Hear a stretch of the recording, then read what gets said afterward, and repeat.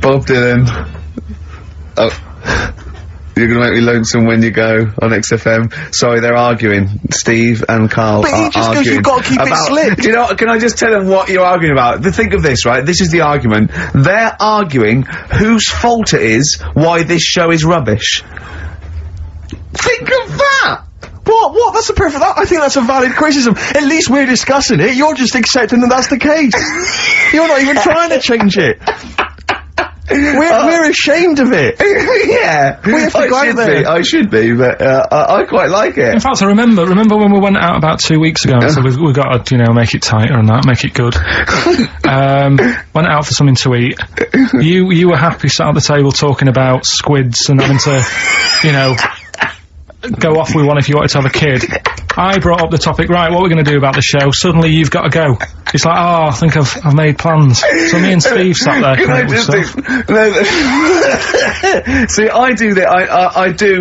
I do acknowledge, quite shamefully, that this is more enjoyable for me to do than for you to listen to, but it's like 2 hours sort of playtime for me. It's like, you know, the study period when you're meant to read a book but you actually can't afford to run around and draw pictures. I think like this, even though I'm getting paid for this and I'm meant to be working, it's nice, it's cool, isn't it? not for the listener, but for me. But the problem is, the only way we can improve this show, Carl, to be honest, the only way we can make this good is if the three of us resign. Yeah. And they replace it with someone else. Yeah, but Carl, you're getting flustered and you're getting stressed because you're, you know, I don't know what, I was saying, answer the phones, you were letting them ring, you're still letting it ring. You're still letting people phone. You go, oh look, leave that.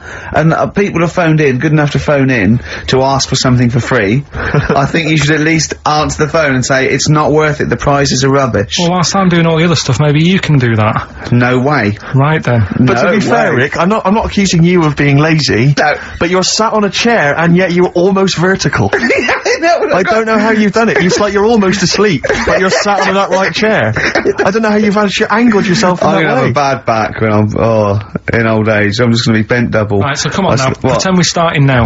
Okay. We've just started the show now. Yeah, it's 2 o'clock. It's right. XFM.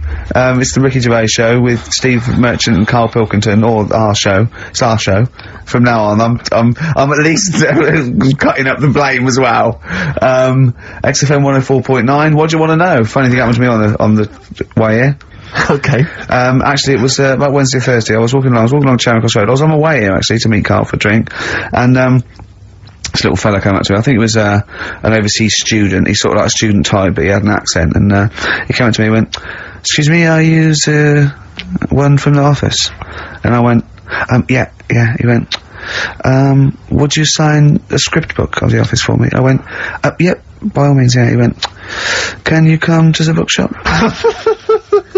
And I went, what, you haven't got it on you? He went, no, but if you come, I will buy one for you to sign. And I went, I can't really. He went, were you gonna pass one? I went, I'm not, no, I can't. He went, oh, I was just in Waterstones earlier, I didn't go. I went, oh, sorry. He went, you could just, I went, I can't. He went, okay. I went, I'll sign something else. Have you got something else I can sign? He went, of course. And I signed a pamphlet or a brochure or something for him. But I love the idea. Imagine me going with him and queuing up, and I'm in the queue. He's going, you're going, yeah, fine, can you just hurry up? And he gets there, and his switch doesn't work, and he goes, can you lend me £10? Yeah. I mean, imagine that. I'm a little bit annoyed you didn't go with him, frankly, because that would have been a sale of our book, and I get a little cut from that. Well, behind him was Salman Rushdie. Going, can we hurry up? Because I shouldn't be out. Yeah. I'm getting a lot of funny looks. And, I really, you know, I don't feel comfortable. But I thought it was very odd the other day, was we were walking along, and Ricky often gets bothered for an autograph, and, some Japanese people who I think were tourists, they appeared from behind the corner, and I thought, this is odd, that, you know, they seemed like tourists, but they're obviously gonna ask for an autograph. And they just handed him a camera and said, excuse me, would you take a photo of us? And they didn't recognise him, I was laughing, I was thinking, right, so now Ricky stood in the street, people are recognising him as he's taking a photo of 3 complete Japanese strangers, and I imagine them getting home and sort of saying, and here's the one we had taken by Ricky Gervais. Taken with Ricky Gervais? No, taken by Ricky Gervais. From the office. Isn't that brilliant? Would you come to the bookshop with me? The life of a minor celebrity. Not really.